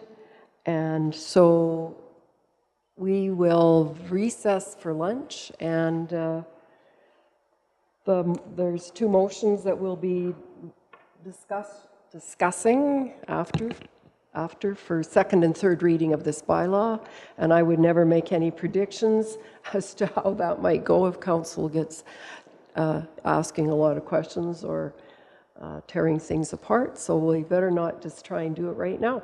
So we will recess until what time, folks? 10 to 1? 10 to 1, we'll start up again. Okay, thank you.